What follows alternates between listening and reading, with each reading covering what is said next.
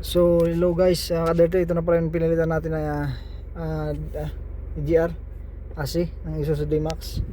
So scan natin for DG3 auto scan.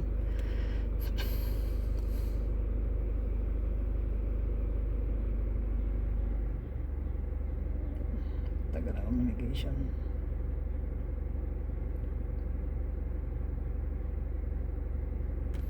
Yan.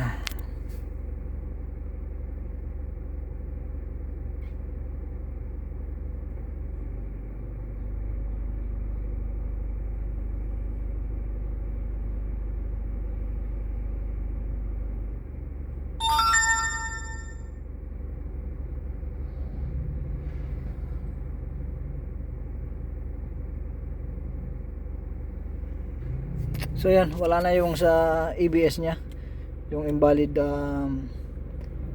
data. Then punta tayo sa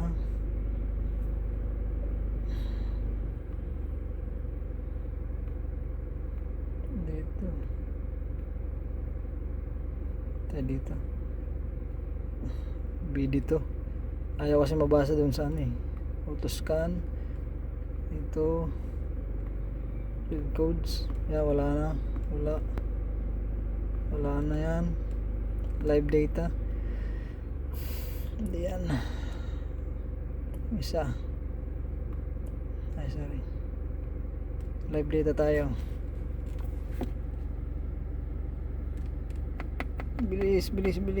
So ayan, hanapin lang natin yung engine RPM.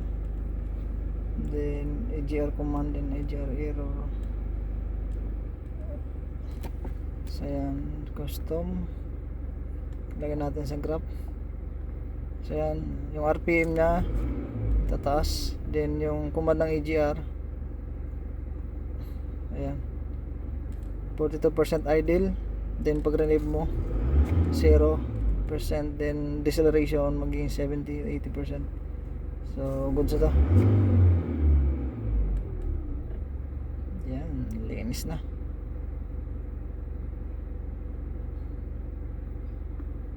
Ano na to. So maraming salamat po. God bless mga kaderte. God bless everyone. Wala nang check engine.